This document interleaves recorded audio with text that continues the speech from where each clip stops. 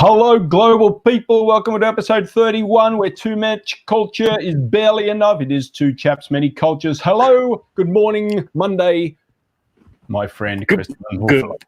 Good afternoon, good evening, wherever in the world you are. Did you say episode 31? Is that what it is? 31. Man, how did that happen? I don't know. It just kind of snuck by. What is 31 in German, by the way? 31. Ah, Very good. 31 in Australian. And 32 in Polish, if anybody's interested. Trentuno in Italian, I guess. now that we're showing off. I'm excited. 31 episodes. Because when we started this, we were unsure how this will be received and how long we would have steam for this. And then you look at other people's YouTube channels and you recognize, well, there's like 6 videos there. So, hey, 31. That's great. That's a whole lot of thumbnail tiles on a YouTube profile. That's great. It is made up by some amateur in the background. It used to be, but now we have a team of interns in the global headquarters of Two Chaps, Many Cultures. We're hoping that it's maturing and it's becoming better. I mean, please put your comments in the chat if you don't like it. We're happy to ignore it too. You know, like that. Yeah. Good. Yeah. And I think what we do need to reiterate all the time is that we're just putting this out there for our own benefit. We're not trying to make money out of you. We're not trying to promote anything. We're trying to offer an opportunity that this is our way of expressing a growth mindset. We're putting information out into the world that hopefully somebody some way down the track or now might find valuable. Right. And we're also doing it for our own entertainment. So we're bored throughout the day, so we find time in our schedule, so we entertain each other. It's like 2 old men sitting on the front porch with an adult beverage in hand and talking about the good old times. And maybe there's a few youngsters who walk by and stop and say, "Oh, look at this," and watch these old men. Oh, man. Welcome, everybody. Two Chaps, Many Cultures. That's us. I would say I'd be a little bit. I think you're short selling yourself there, dude. I mean, you take on some good activities in your life. I guess we both do. But this past weekend, I heard about a little activity you were doing, which probably wouldn't be suited for certain people of certain ages. But maybe it wasn't suited to you. You don't seem to come across any injuries. So, what were you doing on the weekend, my friend? Well, you don't see anything below my chest line. It's hurting down there. It's painful. No, it's not. No, we took a little weekend trip up the river with a car and then down the river on the water. It's in the Tennessee mountains in the foothills of the Appalachian. There's a river called the Oconee. I should have looked this up before we went online.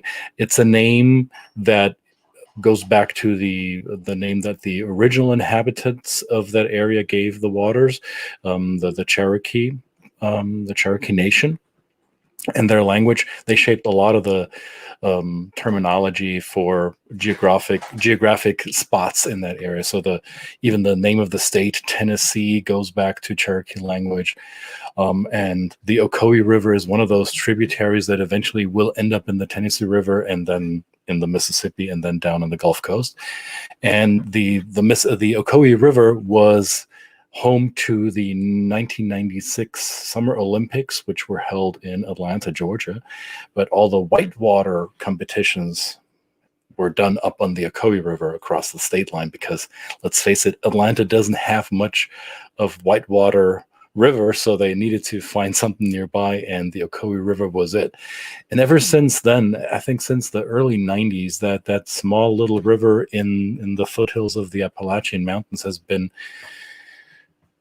marvelous, excellent for any type of water sports, from kayaking to canoeing to whitewater rafting. And rafting is what we did this past weekend as a family.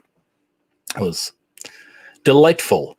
There's very little that will be more refreshing and entertaining on a hot summer Sunday than having the heat blast down at you from up top and the refreshing coolness from the mountain water. So yeah, that was amazing. Absolutely. And I've never done it. You asked me about this. I've never done it. I should have done it. I should know this. But I guess you can look at pictures, and my image that we created for this episode is showing that image of a bunch of crazy people sitting in a boat going down what was perfectly a good, calm river, but for some reason finding a spot where it probably falls over cliffs and rocks and all that kind of stuff. And of course, we got to thinking about a metaphor for when you are in that situation, working with a team. No doubt, I guess, if I can set this up, no doubt before you went and did this, there was some preparatory stage where it was explained to you what would happen in an emergency, say. Right. Yes. Yep. What did that entail? Well, the usual protocol up on these river tours is that there is one river guide per raft. So that's an experienced leader who has done this trip multiple times, who knows the rapids and the rocks and the currents on this river like the back of their hand. And there's a bunch of amateurs, me included, who get to wear the safety equipment. So you get a life vest, you have a helmet on, and you have a paddle in hand. So there's instructions on what to do and what not to do. And typically people pay attention, some don't. And when they then encounter that one wave that throws them off balance, they find themselves in gushing cold currents, and then what you do is pull them out of the water and make sure that they don't get hurt. So it's fun in games. However, it can be dangerous if you don't do the right thing. So people get injured. People have gotten killed, unfortunately, in these outings because they just nilly-willy ignored all the good advice that they have been receiving an hour earlier. So it is about a strong leadership in the beginning of that task, right? There is somebody who gives instructions and divides up the work and tells them exactly what will be expected of them and what the rest of the team can expect of the leader. And that's how you go about completing that task. It's often used, these rafting trips are often used as team building exercises for corporations, or we've seen a lot of college classes up there. So it's usually young adults and then also corporate groups who do these events. There are some life lessons to be learned from situations like these, because it is to a certain extent it is extreme, and the first time you go down that river, unless you're completely without fear, you're gonna feel some kind of excitement, some level of overstimulation where you think, is this going to be safe? Am I gonna come out of this hole? And what if, right? What if I fall? What if the other person on the raft kicks my teeth out with a paddle? So there's a bunch of what ifs, that scenarios that could potentially go through your mind. So that's why a lot of leaders or leadership development people use these things like whitewater rafting as a kind of I would call it a breakthrough experience, because people are put into, yes, artificially extreme situations, and then there is a lot of safety nets around it, so they can experiment with what happens if I make a mistake or somebody else makes a mistake, and how do I show up in that scenario? How do I step up and be a leader, or be a good team member who follows instructions, or whatever it may be, right? The situation is different every time. So it's almost like a laboratory for organizational leadership, even though you're not in a lab, you're out in the wild. Right. And you mentioned that during this trip, of course, the leader themselves fell off the boat, right? Yes. In our case, our rafting guide, who's a dear friend of ours, he fell off the raft, which, in my experience, I've gone down that river maybe 10 or 15 times as a passenger, or as a participant. Not as I'm not a rafting tour guide. I don't have that qualification yet, maybe. But I've been down that river multiple times, and it has happened 2 or 3 times that the leader went overboard. Most of the times when that happens, they choose to go overboard just to add some additional stress to the participants, like, oh my God, our leader is gone. Now what? And this time he fell off unintentionally. So he was caught off guard by one of the rapids, and that's how it goes, right? So there was actually at that moment 2 people fell off the raft, so it was only 4 of us remaining, and we had to stabilize the boat and get the 2 people that were in the water back in on the raft, and still manage to get ready for the next rapid, which was just we were approaching it at river water speed, right? So there's multiple variables that you need to take care of, and it was an exercise for everybody on the raft. So what do you do if the leader goes missing, right? So how do you step up? How do you quickly reorganize who does what, who gives commands, and so forth?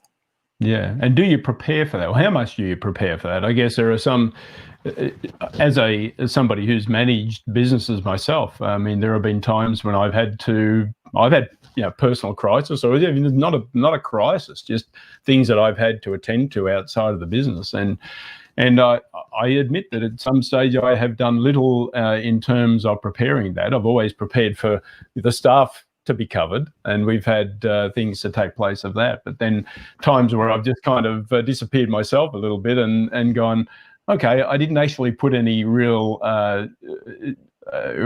plans in place for to look after that, and then of course in some cultures it'd look different as well. And of course this is the beauty of a diverse team. Having a diverse team with different skills and recognizing those skills, and when they need to be called upon at the very last minute or in an emergency, is key to, I guess, maintaining the consistency. If you're in business, you want to maintain consistency not only for internal customers, other departments, but also your external clients as well, so that you've got the ability to show that you've got a united front. And although that you can certainly share the news of the crisis that has taken your leader away, people can step in.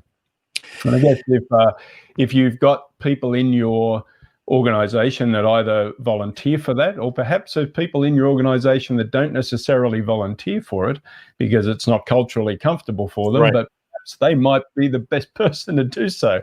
So recognizing this is really important too, right? Yeah, and I think there's at least what come to mind now is, as I listen to you, there's at least 2 different types of scenarios. One where you have a prep protocol where you know that if leaders go missing or leaders are incapacitated by whatever reason, then there is this protocol in place, and this is succession, so to say, succession planning or emergency planning, contingency planning.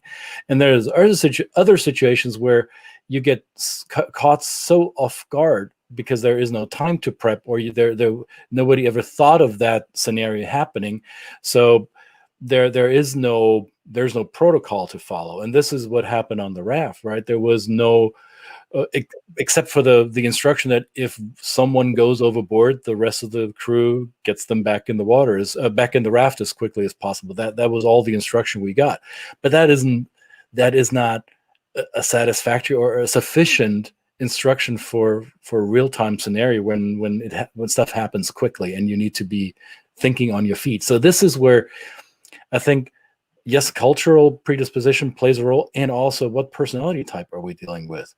And this is where everybody needs to act quickly in order to do or to complete the next steps that keep everybody safe and keep the project ongoing, so to say.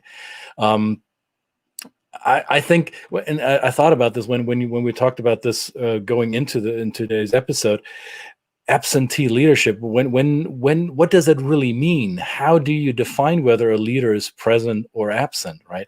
I've dealt with this so many times in many of my North American, Central European client constellations, where we had a U.S.-based organization or a U.S.-based business, so to say, but it was a subsidiary of a Central European company. So senior leadership was French or German or Dutch or Austrian, and the the main team, the main body of human resource in the organization in the US was North American, either US American or Canadian, maybe some Mexican sprinkled in. And the perception on the North American side was that the German boss was absent, was not as approachable, or was not involved, was not rolling up their sleeves and going on the shop floor. They felt like, well, the boss is aloof because they're in their office, door closed, or they're attending meetings unrelated to what's going on my level of operations. So they felt that their leader was being absent. Maybe they were physically present. However, the team felt not abandoned, however, a little bit neglected by leadership. And in return, the German leader, who thought they were giving clear instructions once or twice maybe, and then went on to do more strategic work, felt that his team was not listening or not taking the instructions as diligently as he was expecting them to. And he felt that once he realized that he needed to be involved more, he felt like he was babysitting a team that he thought should be independent of him. They should be able to complete the task without him. So what considers absenteeism or not, I think, is heavily dependent on which cultural work context you're dealing with. In many cultures in Central Europe, the boss does not get involved with the minutiae. They will do more strategic work. In North America, it's much more common, much more accepted that a leader, no matter what role of leadership they are, they always at least appear to be available to step on the field and do more than coaching, but actually go play as well. And that is often a reason for friction on teams, I've noticed, and moderating that and helping them understand to set common expectations it can be a tedious task if you don't go about it strategically. If you allow, as a team, if you allow that to happen, then chances are your team will fall apart quicker than you realize, and when you realize, it may already be too late. I've seen that more than once. I don't know about you. That rapid is rapidly coming up, right? That next exactly. that next piece of choppy water is just around the bend. You never know quite when it's going to come up. So we would encourage that, if you're a leader in any situation where especially if you've got the opportunity to have a diverse team, is to maybe every now and again do a good check-in with the resources I'm kind of struggling with just an aside. I was reflecting, this is probably another episode, I'm reflecting on the term human resources. I'm kind of thinking more along the lines of human potential, right? So thank you. Why don't we call this human potential, the potential of the people you've got on your team? Because teams will change, people will come in and people will leave. So who have you got on your team, and who is going to step up if you as a leader have to step out? And that's the key to today's episode. And we'd love to hear your comments and reflections on that as well. Yes, we would. And let me also give you another example which may play a little bit into today's topic. One of my clients called me today out of the routine. So we have a weekly coaching session, and which would have been tomorrow. So he texted me today and said, "Hey, are you available? There's something with HR that came up today that I need to discuss." So I'm going to keep it clean. I'm not going to identify who and who. However, this is a company, small, mid-sized operation in the United States, and they're dealing with COVID. And the employee, my client, was COVID positive, and he hasn't tested negative yet conclusively. Yet the company wants him back at the office. So this is not absentee leadership. This is absentee team member, so to say. The team member is trying to keep everybody safe by working from home. This person has not taken sick leave yet. He's been working from home despite the fact that he was COVID positive. Right? He was his symptoms were mild enough for him to continue working. So he did what he could from the home office, and yet the company is expecting him to be back, even though the tests are not 100% conclusive that he's negative yet. So he is in a quagmire, so to say. He doesn't really know how am I going to approach this? Do I challenge my company for being a little bit lax in the interpretation of safety protocols around COVID? Or am I going to accept my leadership's decision that I am safe enough for them to come back? So how do you justify absenteeism, so to say? Does not only affect the leadership, it also affects in these weird times that we go through right now. It also affects how every team member is being viewed. How much do you need to be present to be effective, right? Sometimes leadership, I heard somebody say, leadership is what happens in your absence. So sometimes it's not really necessary to be effective as a leader by being present all the time. Sometimes you can be effective and have your team members do what they need to do without you always being the one pulling the strings or keeping everything under control. I think this is a lesson that I learned again on the river yesterday. Trying to maintain control at all times is a futile attempt, because there will be times when you lose control. No matter how hard you want to hold on to the reins of your horse or the paddle on your raft, sometimes you will lose control. And how you recover from that, how you set up your organization so that when you are missing for whatever reason, how the rest of the team handle the situation. I think this is indicative of a healthy team culture and good leadership. So absenteeism isn't necessarily a bad thing, I guess. Absolutely. The old adage that you can't control what happens to you, but you can control how you respond to it, how you react. Exactly. That's important. Yeah. Well, that's it. I mean, I guess if you've got any comments, any stories, any reflections of what you've done in the instance where absenteeism, or either yourself or other people, please put in the comments, share your stories, and we'd love to hear from them. We'd love to hear your reflections on how you managed it, either successfully or unsuccessfully. That's fine. We're all human. That's what brings us brings this world to a beautiful place. We're all human. We're all part of the global community, but we are unique, and we all have those things happen to us. So that's about it for today. And I guess thanks, Mike. No problem at all, mate. Good to see you. Happy week ahead for those.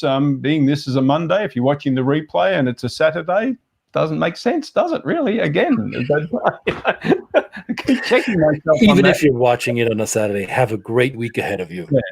Yeah. We can't. If you're watching this on a Saturday, stop and wait till Monday. We're not doing that. We're not going to do that. You do whatever you want to do. Whenever you watch us, it's fine. Jesus. All right. We'll see you tomorrow, I guess. See you tomorrow. 2 Chaps are out. See you guys.